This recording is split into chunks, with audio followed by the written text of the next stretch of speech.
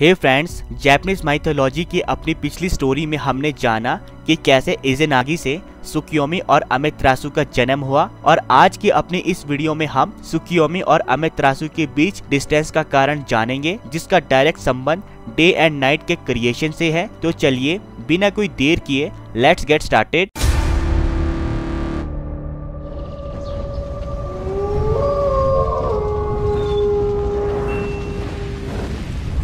त्सुकियोमी और अमेतेरासु शुरू से एक दूसरे के करीब थे। दोनों भाई बहन के बीच आपसी लगाव बहुत ज्यादा था। जब भी ये दोनों साथ होते थे तो रात और दिन में अंतर करना मुश्किल हो जाता था, क्योंकि आकाश में सूरज और चांद एक साथ दिखाई पड़ते थे। एक दिन गॉडेस ऑफ फूड उकेमोची ने ग्लोरियस गॉडेस अमेतेरासु को दावत पर बुलाया, पर गॉडेस अमेतेरासु किसी कारणवश वहां नहीं जा सकी, इसलिए उन्होंने अपने ब्रदर त्सुकियोमी को वहां जाकर उन्हें रिप्रेजेंट करने को कहा। The lunar god Tsukuyomi goddess of food की शाही दावत पर पहुंच गए। गॉडेस उकेमोची ने एक बड़े से टेबल पर खाने की अलग अलग चीजें सजाई हुई थी, जिन्हें देखकर लूनर गॉड त्सुकियोमी को बड़ी हैरानी हुई। उकेमोची हर बार एक पत्थर के पीछे जाती और दूसरी ओर से एक प्लेट में खाने का अलग अलग सामान ले आती। लूनर गॉड त्सुकियोमी को ये देखकर बहुत हैरानी हुई कि वो हर बार खाली ट्रे लेकर पत्थर के पीछे जाती है और दूसरी तरफ से भरी हुई ट्रे लेकर सामने आ जाती है। इसलिए इस बार उन्होंने उकेमोची का पीछा किया और वो भी उनके साथ रॉक के पीछे पहुंच गए, पर उन्होंने वहां जो देखा उसे देखकर उनका गुस्सा 7वें आसमान पर पहुंच गया। गॉडेस ऑफ फूड चावल के दानों को अपने कान से, वेजिटेबल्स को अपने मुंह और कान से,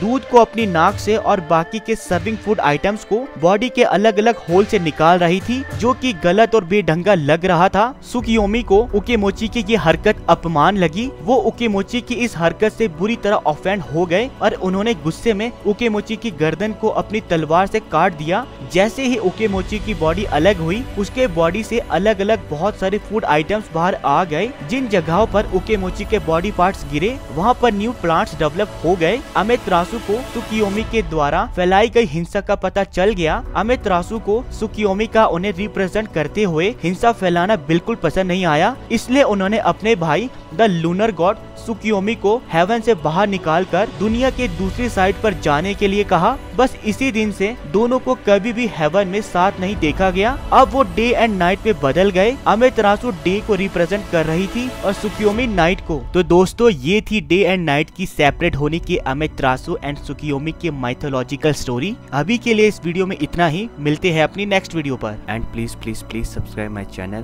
ताकि हम एक वंडरफुल कम्युनिटी डेवलप कर सके। तब तक के लिए गुड बाय। मिलते हैं अपने नेक्स्ट वीडियो में।